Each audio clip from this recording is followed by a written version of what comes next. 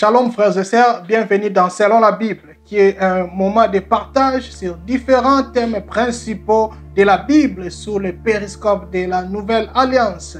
Nous sommes dans notre message que nous avons commencé intitulé l'Église selon la Bible, l'Église que Jésus-Christ a bâtie. Alors nous sommes en train de partager et voir cette Église, les attributs de l'Église, les métaphores utilisées par le Saint-Esprit dans les Écritures pour décrire l'Église et son implication dans notre vie. Alors nous sommes arrivés dans le point des attributs de l'Église. Nous avons dit que l'Église a, théologiquement, l'Église a quatre grands attributs, quatre éléments qui décrivent l'Église de Jésus-Christ, c'est-à-dire l'unicité. L'Église est une seule. Il n'y a qu'une seule Église de Jésus-Christ dans le monde. Nous avons dit le deuxième élément, c'est la sainteté. L'Église est sainte. L'Église est séparée du monde. L'Église a la nature de Dieu. Dieu nous a imputé sa nature et nous sommes appelés à être disciplinés pour préserver cette nature, pour garder notre propriété, pour garder notre pureté. Et nous avons dit, troisième, c'est l'universalité de l'Église. Par là, nous voulons dire que l'Église, l'Évangile, l'Église a un message universel. Il n'y a pas de message pour l'Afrique, où il n'y a pas de message de l'Église pour l'Asie seulement, ou pour le Congo seulement, ou pour l'Afrique noire seulement. Non, l'Église a un message universel pour tous les êtres humains. Le message de l'Église est applicable pour tous les humains, pour tous les êtres humains. Et nous pouvons voir ça, que Paul est en train d'insister dans 1 Corinthiens chapitre 15, versets 1 à 4. Il dit ceci, il dit, je vous rappelle, frères et sœurs, l'évangile que je vous ai annoncé, que vous avez reçu, dans lequel vous tenez ferme. C'est aussi par lui que vous êtes sauvés, par l'évangile que le monde est sauvé, par l'évangile que quelqu'un peut être sauvé. Il dit par lui que vous êtes sauvés. Si vous le retenez dans le terme que je vous l'ai annoncé, Paul est en train d'interpeller l'Église. Il dit, ne changez pas les termes de l'Église. N'allez pas regarder la crise financière, la situation catastrophique de l'Afrique du point de vue économique pour essayer de changer les termes de l'Évangile, pour commencer à prêcher des choses que Jésus n'a pas prêchées, que non, Dieu va t'élever, va t'amener en Amérique. Ce n'est pas l'Évangile. Présente Jésus-Christ, présente Christ. Ne changeons pas les termes de l'Évangile. C'est ce que Paul est en train de dire. Il dit ne changez pas. Il dit ne changez pas les termes. Autrement, votre foi aurait été inutile. Si vous changez les termes de l'Évangile, cela rend la foi inutile. Cela rend la foi inutile. Il dit, je vous ai transmis avant tout les messages que j'avais moi aussi reçus. Christ, écoute maintenant l'Évangile. L'Évangile, c'est quoi? Quel est le message de l'Église de Jésus-Christ? Le message de l'Église de Jésus, c'est Christ est mort pour nos péchés, conformément aux Écritures. Il a été enseveli et il est ressuscité le troisième jour, conformément aux Écritures. C'est ça l'Évangile, il n'y en a pas d'autre. C'est ça le message de l'Église. Et c'est ça l'Église de Jésus-Christ. C'est ça l'Évangile, c'est ça. Donc, ne changeons pas les termes de l'Évangile. Ne prêchons pas autre chose. Oh, 3 points pour percer surnaturellement. Papa, 3 points, c'est Jésus-Christ est mort, enseveli et ressuscité. Oh, des stratégies dans la vie pour avoir un mariage. Le mariage, c'est d'abord Christ. La stabilité dans le mariage, c'est Christ. Christ est la réponse au problème de l'humanité, au problème des hommes. Avant toute autre chose, d'abord Christ. Si tu prêches tout, tu ne prêches pas Christ, tu ne prêches rien. Mais si tu ne prêches seulement Christ, tu prêches tout. Bien-aimé dans le Seigneur. Et c'est ça l'Évangile, c'est ça le message de l'Église. Il n'y a pas 7 points pour percer dans votre quartier. Papa, les 7 points pour percer dans ton quartier. Christ est ressuscité. Christ est enseveli, Christ est mort, c'est la croix, c'est le sang, c'est la résurrection, c'est le Saint-Esprit que Christ a envoyé. C'est ça. Quand tu obéis à la parole de Dieu, quand tu suis le commandement de Christ, quand tu es assis sur la doctrine de Jésus, ce que Jésus a enseigné et tu le pratiques, tu vas vivre l'élévation, tu vas vivre ce que Christ a promis. Tu ne vas pas vivre ce que Christ n'a pas promis. Donc, ce que Christ n'a pas promis, tu ne vas pas le vivre. Tu vas vivre ce que Christ a promis. Voilà pourquoi l'Église doit prêcher seulement la Bible. Parce que si nous prêchons autre chose, ce qui va arriver, c'est que les gens vont venir pour autre chose et Christ ne va pas donner cette autre chose. Parce que Christ ne va donner que ce qu'il a promis de donner dans sa parole. Il agit conformément à sa parole. Voilà pourquoi Paul insiste. Il dit, je vous ai transmis, Christ est mort pour nos péchés conformément aux Écritures. Il a été enseveli et il est ressuscité le troisième jour. Il répète encore, conformément aux Écritures. Et c'est ça l'universalité de l'Église. L'Église est universelle. L'Église a un message universel. Quatrième attribut de l'Église, c'est l'apostolicité. C'est-à-dire, l'Église doit être et demeurer connectée à la mission que Jésus a confiée aux apôtres. L'Église doit demeurer fidèle et loyale aux enseignements des apôtres, à la vie des apôtres de Jésus-Christ, jusqu'à la fin du temps.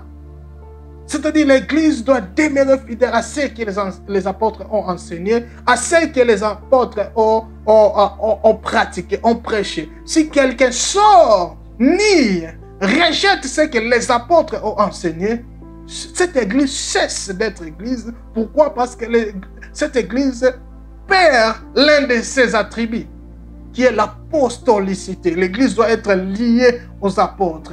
Parce que c'est cette église que Jésus-Christ a laissée dans le monde. Jésus n'a pas créé une église propre en Afrique. Jésus n'a pas créé une église en Amérique. Jésus n'a pas créé une autre église en Europe. Jésus n'a pas créé une église en Asie. Jésus n'avait pas créé une église en Océanie. Jésus a laissé une église, son église à Jérusalem. Et c'est à partir de Jérusalem que son église est partie et répandue. C'est à partir de Jérusalem que l'église est allée en Afrique avec l'unique éthiopien, avec les gens de la Libye. C'est à partir de Jérusalem que l'église avec les apôtres est partie et rentrée en Asie. C'est à partir de Jérusalem que l'église est allée en Europe. C'est à partir, tout est là-bas. Alors l'église, que tu sois en Afrique, que tu sois en Amérique, tu dois être lié aux apôtres. Comment? Par la vie des apôtres, par les enseignements des apôtres, par la doctrine des apôtres. Voilà pourquoi, Ephésiens 2, versets 19 à 22, la Bible dit, il dit, vous avez été édifiés sur les fondements des apôtres et des prophètes, Jésus-Christ lui-même étant la pierre angulaire. Donc tu ne peux pas amener un évangile différent de ce que les apôtres ont enseigné. Tu ne peux pas amener un évangile différent de ce que les apôtres ont dit. Tu ne peux pas commencer à prêcher des choses que les apôtres n'ont pas prêché. Ou bien tu ne peux pas commencer à rejeter. Si tu rejettes ce que les apôtres ont prêché, tu cesses d'être une église. Voilà pourquoi c'est ce que Paul dit dans Galates 1:8. Il dit, si quelqu'un vous amène un autre évangile, même un ange, qu'il soit anathème, qu'il soit maudit.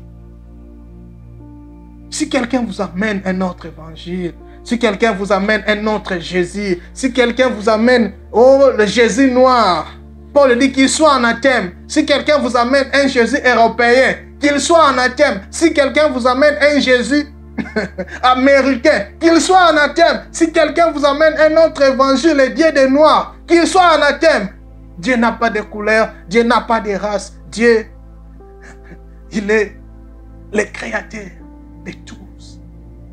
Et Jésus-Christ, la Bible dit Jésus est juif, descendant d'Abraham, de la lignée de David, venu pour sauver le monde. La Bible dit le salut vient des Juifs. C'est Abraham, c'est à partir de l'alliance qu'Abraham a fait. Et Jésus est venu là. Jésus est Dieu, Jésus n'a pas de race.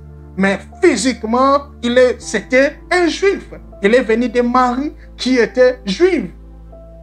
Donc, aujourd'hui, arrêtons de prêcher Jésus noir parce que Jésus n'avait pas la peau noire. Il est lié en Afrique parce que l'Afrique a protégé Jésus quand il était encore petit enfant. Il est lié en Afrique parce que c'est un Africain qui a aidé Jésus à porter la croix.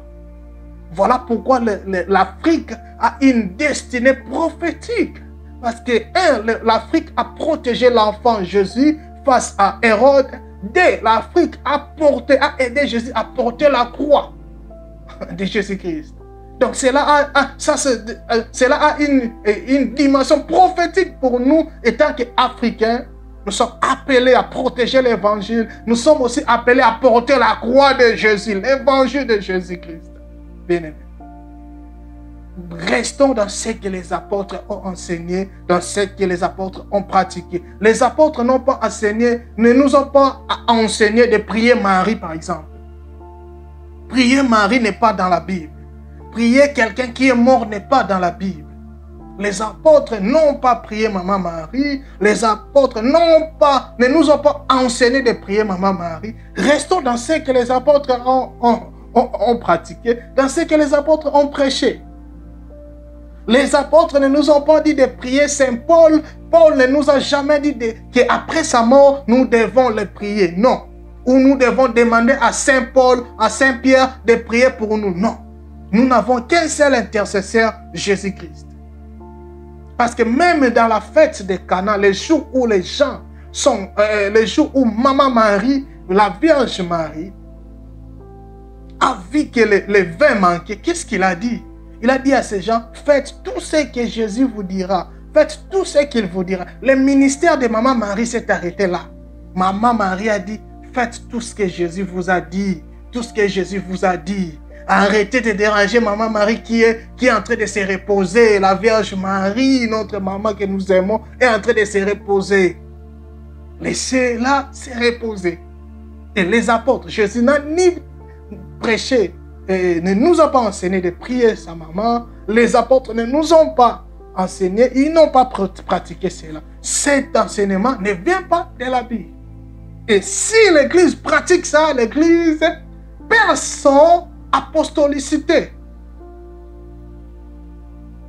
Donc, c'est ça. Les apôtres ne nous ont pas enseigné de commander les anges, d'ordonner les anges, d'envoyer des anges. Non, même Jésus-Christ ne nous a pas appris ça. Jésus a dit, je prierai au Père qu'il enverra 12 légions d'anges. Jésus dit, lui, Jésus, qui est le Christ, le Fils de Dieu vivant. Il n'a pas dit, je vais commander aux anges.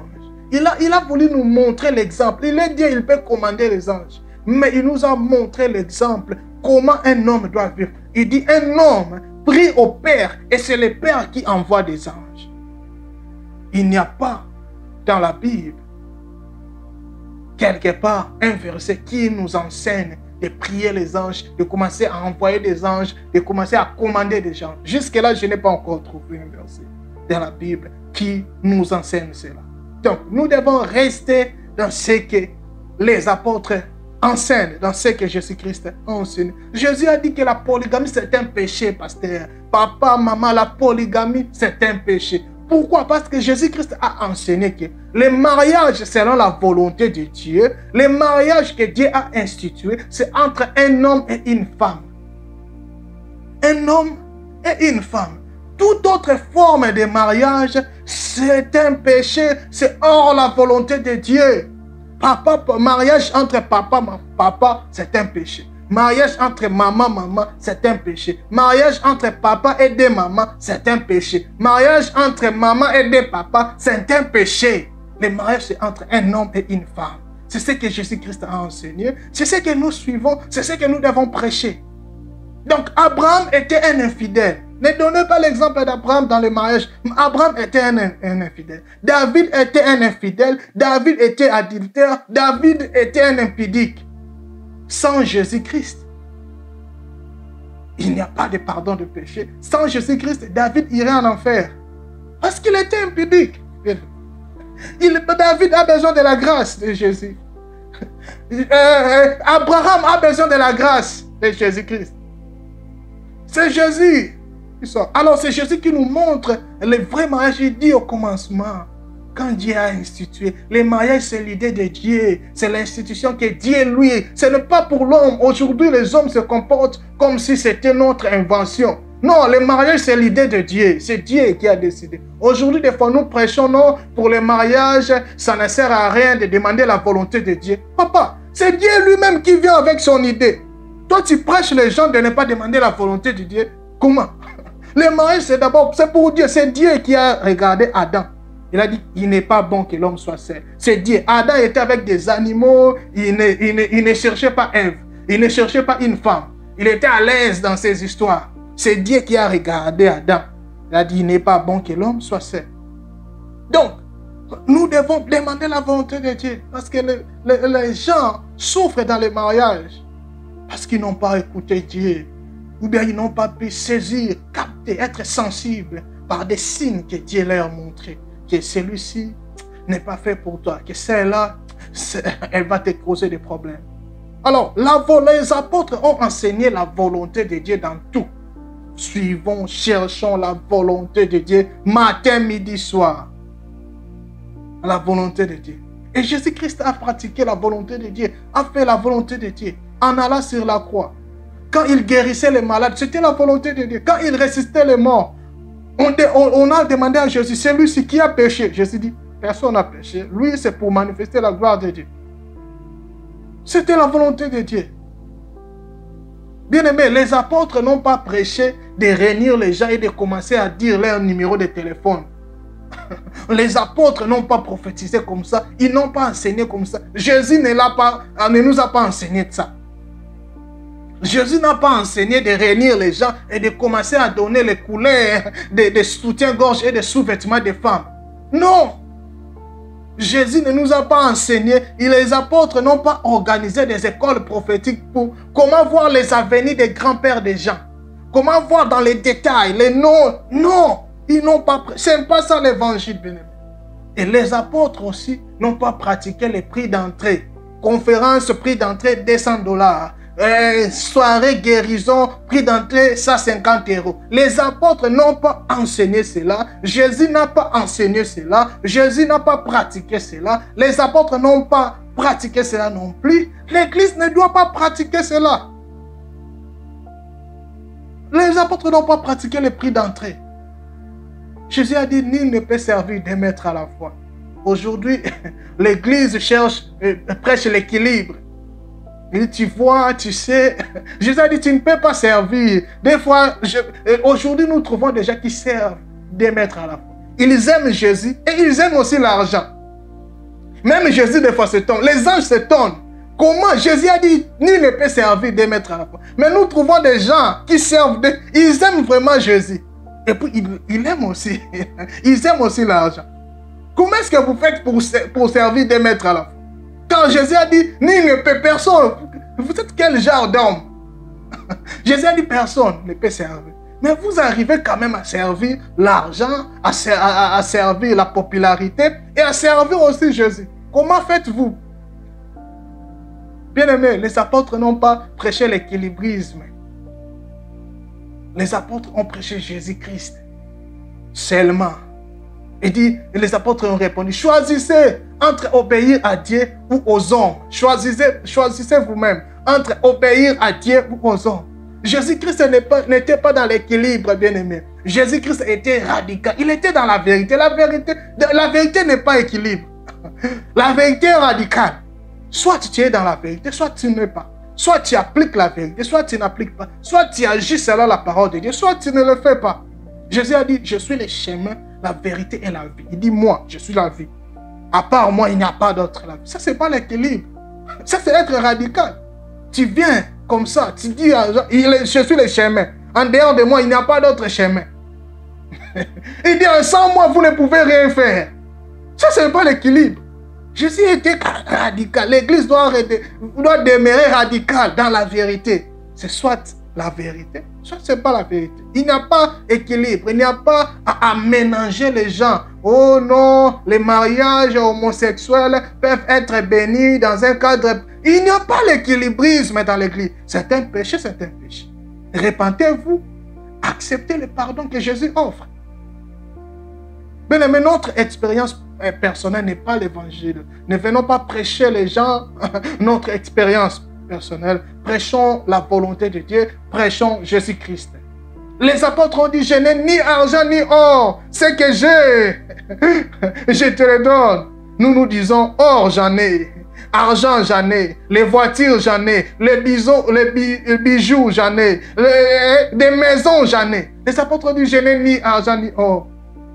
Aujourd'hui, les hommes de Dieu se vantent qu'ils ont de l'argent, qu'ils ont des jets privés. Les apôtres ont dit, je n'ai ni argent ni or.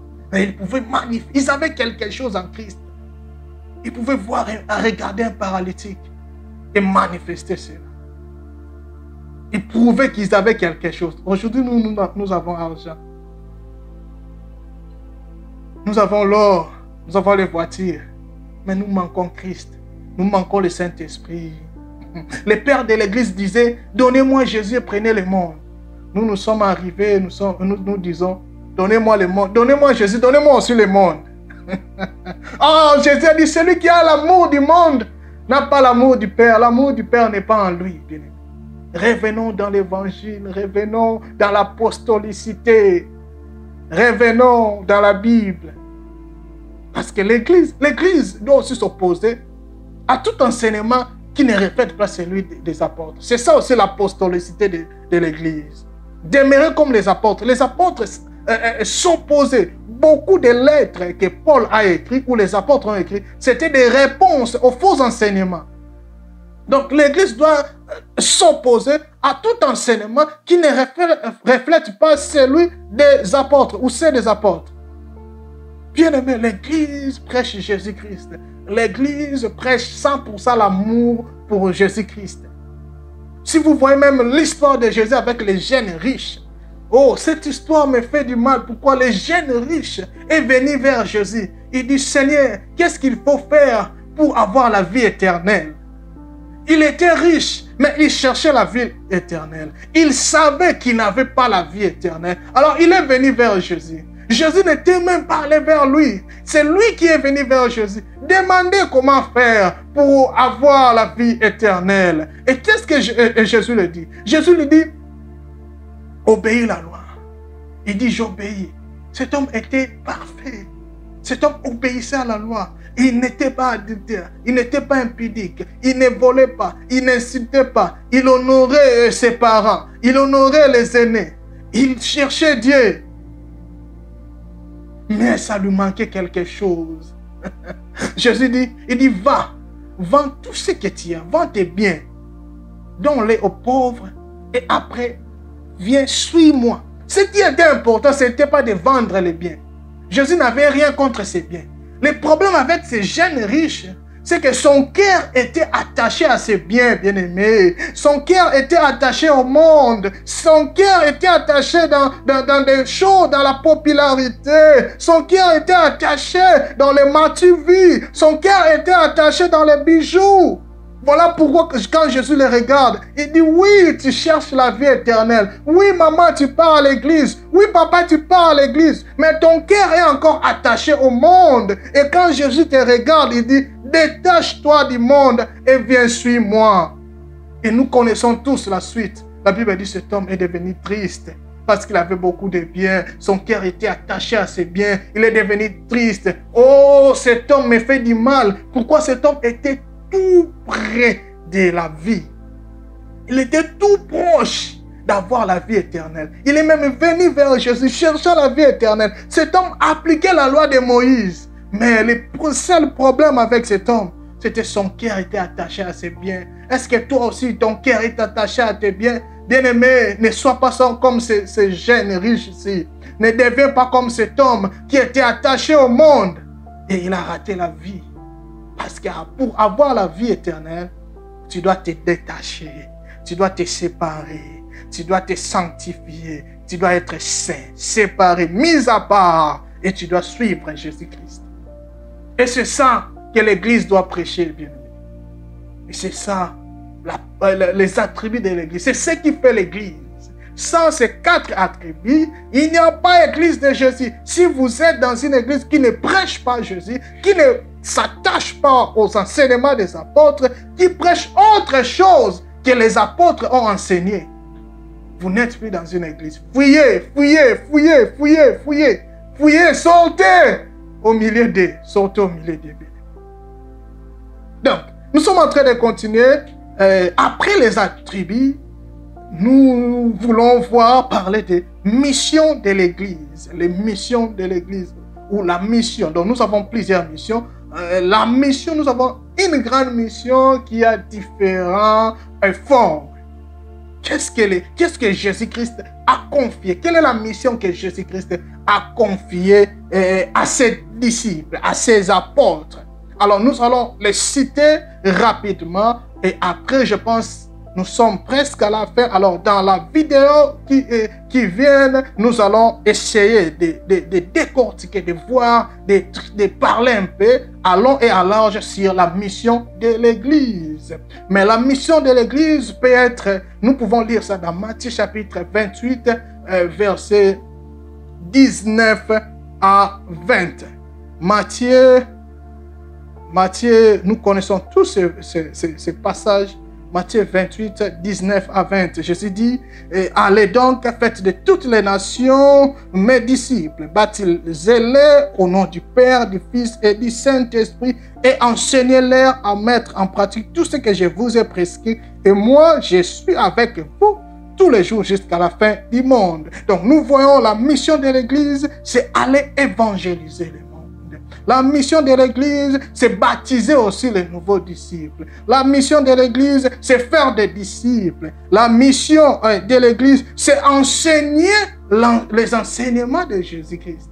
Jésus dit, il dit dans le verset 20, enseignez-les à mettre en pratique tout ce que je vous ai prescrit. Ça fait partie de la mission de l'Église. Enseigner ce que Jésus-Christ a prescrit. Jésus a dit, le mariage c'est entre un homme et une femme. C'est une prescription. Jésus a dit que tu ne peux divorcer qu'en cas d'infidélité. C'est une prescription. Et Jésus a dit que dans le mariage, nous devenons un. C'est une prescription. Jésus a dit, aime ton voisin comme toi-même. C'est une prescription.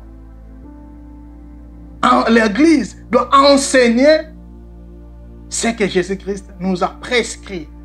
L'Église doit prêcher Christ. L'Église doit prêcher le royaume. L'Église doit aussi guérir. Alors nous allons voir ça dans la vidéo qui vient. Dans la vidéo qui vient, nous allons essayer de décortiquer c'est quoi évangéliser, baptiser, faire des disciples, prêcher le royaume, guérir, témoigner la résurrection. Nous allons essayer de voir toutes ces missions confiées à l'Église que l'Église doit pratiquer. En tout cas, je prie que le Saint-Esprit continue de nous parler. Il est en train de nous parler afin que nous puissions prendre des décisions, de revenir dans la parole, de revenir selon la Bible, de revenir à Jésus-Christ et de rester, demeurer attachés à lui et à lui seul, notre bon berger qui prend soin de nous. Laisse que le Seigneur nous garde.